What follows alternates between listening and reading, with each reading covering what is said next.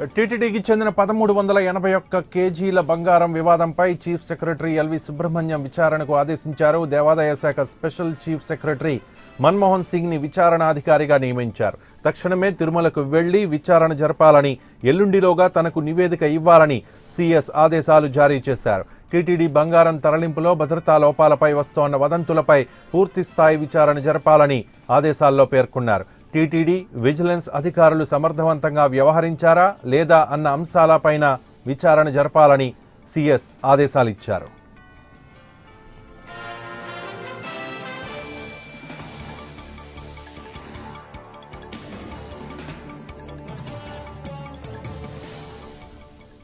TTD వివాదం అలాగే chief secretary ఆదేశాలకు సంబంధించిన అప్డేట్స్ మా సచివాలయం ప్రతినిధి ఎంపీ రావు అందిస్తారు. ఎంపీ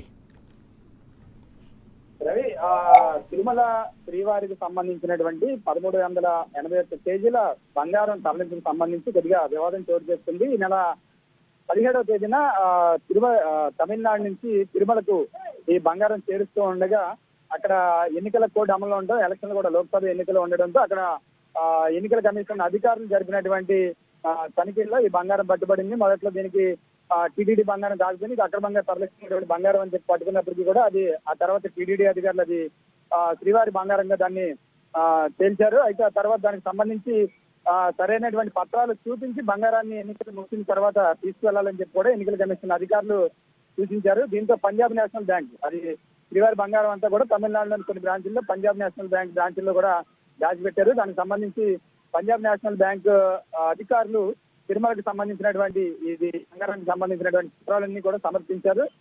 మొత్తం ఇవన్నీ కూడా చూసిన తర్వాత అదంతా శ్రీవారి బంగారమే అని నిర్ధారించుకున్న తర్వాత అక్కడ తమిళనాడులోని ఎన్నికల కమిషన్ సంబంధించినటువంటి ఈ సిబ్బంది కూడా ఈ బంగారాన్ని టీటీడీకి అప్పచెప్పారు. నిన్న రాత్రే బంగారం కూడా మొత్తం 1381 కేజీల బంగారం కూడా శ్రీవారి సన్నిధికి చేరింది, టీటీడీకి హ్యాండ్ ఓవర్ చేశారు.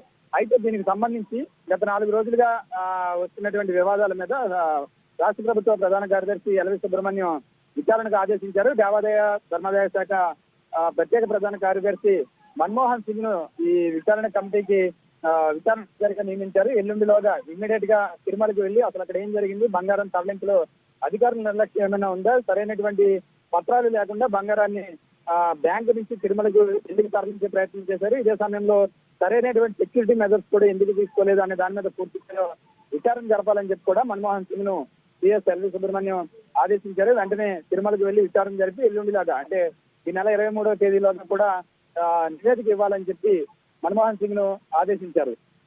మొత్తంగా అయితే కేజీ కాదు, 2 కేజీలు కాదు, ఏకంగా 1381 కేజీల బంగారం, అది కూడా తిరుమల కలియుగ ప్రత్యక్ష దైవం శ్రీవారికి సంబంధించినటువంటి బంగారం తరలింపులో అధికారులు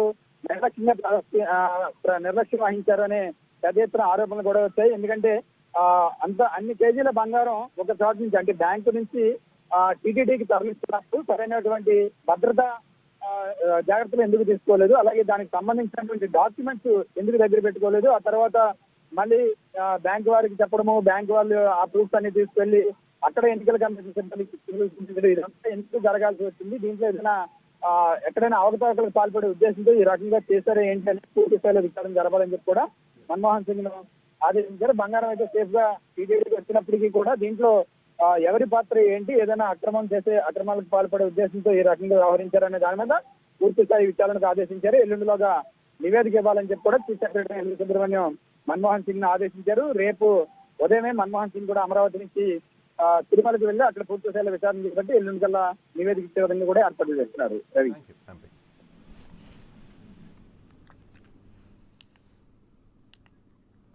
థ్యాంక్ యూ ఎంపీ.